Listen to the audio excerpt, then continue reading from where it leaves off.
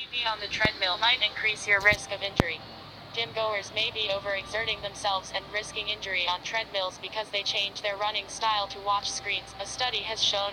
Sports scientists at Nottingham Trent University and the University of Valencia investigated how running styles differed between runners who looked towards the floor and those who looked directly ahead. They found that those who looked ahead, while running on a treadmill, as you would when looking up to view a TV screen, attempted to lift their whole body and feet higher during each stride. We wanted to investigate whether where someone looks affects the way they run. They also experienced greater acceleration of the head, indicative of a runner attempting to get their body higher in the air. Prior to the next step, runners then appeared to compensate for the impact they might experience when falling from a greater height by softening their landing, using their ankle and knee joints as shock absorbers. All the modifications involve using more energy, which researchers say might be good for runners trying to lose weight, but detrimental for those who are trying to improve their speed. Running experts also said the change in style could potentially cause injury. We wanted to investigate whether where someone looks affects the way they run, said Dr. Martin Lewis, researcher and lecturer in biomechanics and performance analysis of sport at Nottingham Trent. It appears that when you remove a runner's view of the floor, they adopt a different way of moving to avoid trips and falls over objects which might be outside their vision. This has the effect of making runners less efficient in their movements. The research was published in Gait and Posture. We don't trust Americans anymore, roadblock on Kurdish quest for independence in Iraq. The World Anti-Doping Agency is blasting the CFL for what it calls an irresponsible drug policy. NP store bar title equals unblock. CFL commissioner on reaching young and casual fans, drug policy, and a new era. After Argo's sale link equals http://news.nationalpost.com/sports/CFL/new CFL. Commissioner Jeffrey Orridge on reaching young and casual fans, drug policy, and a new era after Toronto Argonauts sale percent 5% 5/NP store bar percent 5D. WADA Director General David Howman released a statement Monday saying the league needs to overhaul a system that undermines drug education of amateur athletes at lower levels by failing to suspend players who test positive while competing in other leagues. WADA believes that the CFL's anti-doping program is outdated and, quite frankly, irresponsible, said Howman.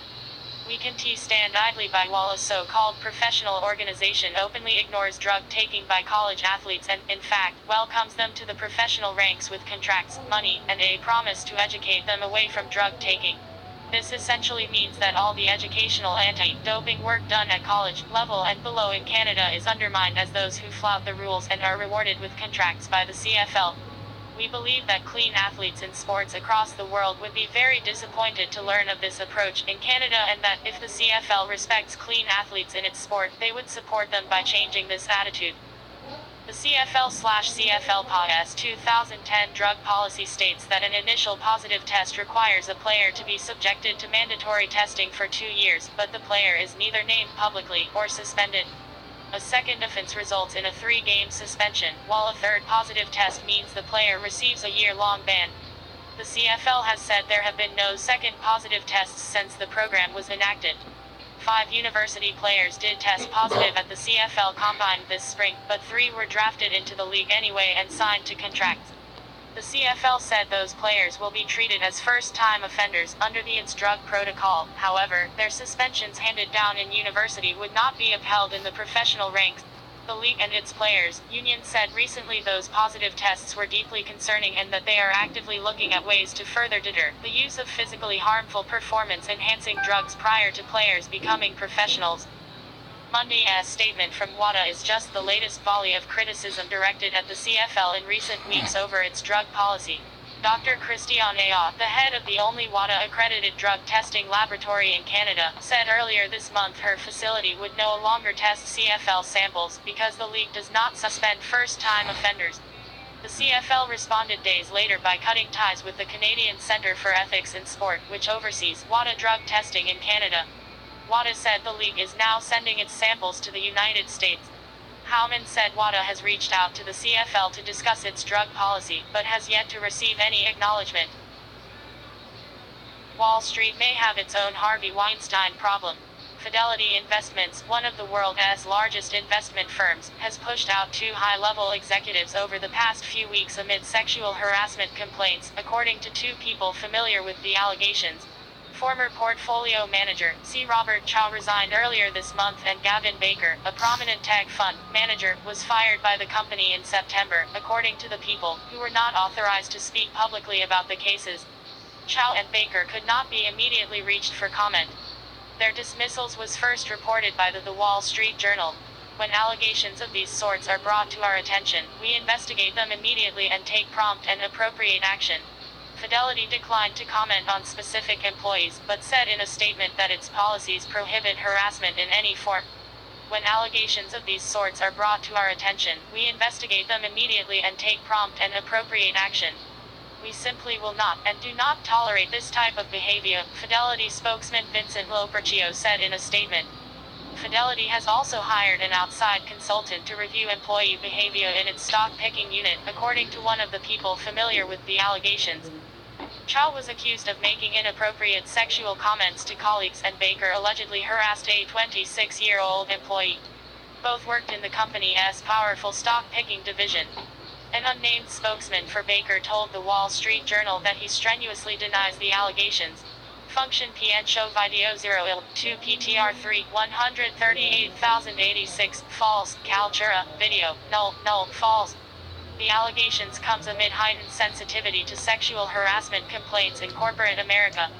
Movie mogul Harvey Weinstein was recently fired as the head of his company after reports emerged that he had harassed dozens of women over decades. And on Friday, the New York Times reported that former Fox News host Bill O'Reilly secretly settled a sexual harassment allegation with a network contributor for $32 million. Wall Street, meanwhile, has long fought its reputation as a place where women and minorities struggle to succeed. None of the country's leading publicly traded banks, J.P. Morgan Chase, Citigroup, or Bank of America, have ever been led by a woman. Last year, Bank of America was accused of running a bros club that underpaid female executives. Women account for just 2% of financial industry chief executives, according to research by Catalyst, a nonprofit group. They hold about 29% of executive or senior level positions in the industry. Fidelity operates in the asset management world, where such concerns have also lingered. Women and minorities are locked out of some of sector's most lucrative positions, managing just 1.1% of the $71.4 trillion of the industry's assets, according to a study commissioned by the John S. and James the 50th Knight Foundation and the Bella Research Group earlier this year. Fidelity remains committed to providing all associates with an outstanding work environment. Fidelity is somewhat unusual in the financial world. It is led by a woman, Abigail P. Johnson, who has been chairman and chief executive officer since 2014. Johnson's grandfather started the firm, and she owns a significant share of the privately held company, according to Forbes, which estimates her net worth at more than $17 billion. Johnson is considered one of the most powerful women in finance from her perch at Fidelity, which has more than $6 trillion in assets, including the retirement accounts of millions of Americans. It also has several women in senior leadership positions, including Kathleen Murphy, the president of Personal Investing, which controls more than $2 trillion in customer assets. The company held an emergency meeting last week in the wake of dismissals of the two executives, according to a personnel familiar with the allegations.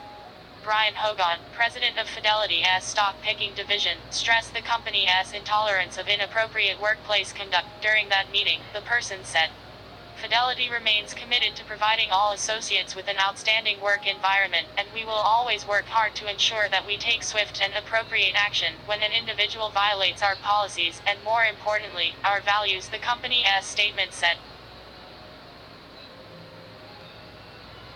"It's very frustrating, still waiting for FEMA in Texas and Florida after hurricanes. Houston, outside Rachel Roberts' house, a skeleton sits on a chair next to the driveway, a skeleton child on its lap, an empty cup in its hand, and a sign at its feet that reads 'Waiting on FEMA.' It is a Halloween reminder that, for many, getting help to recover from Hurricane Harvey remains a long, uncertain journey. It's very frustrating," said Roberts, 44, who waited 3 weeks for the Federal Emergency Management Agency to send someone to look at her flood-damaged home in southwest Houston. FEMA officials say that they are successfully dealing with enormous challenges posed by an onslaught of disasters. but on the ground, flooded residents and local officials have a more critical view. According to interviews with dozens of storm victims, one of the busiest hurricane seasons in years has overwhelmed federal disaster officials.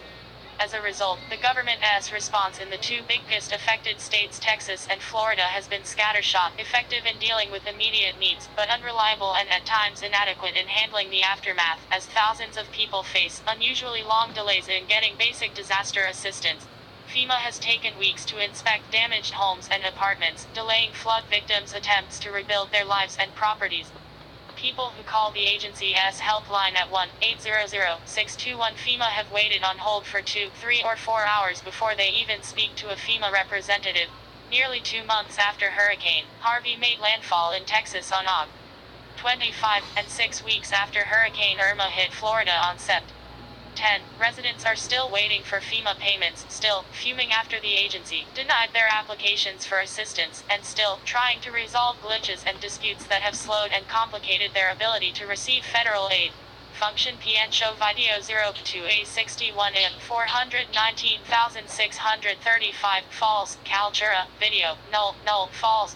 One of the most significant problems FEMA has had in Texas and Florida is the backlog in getting damaged properties inspected.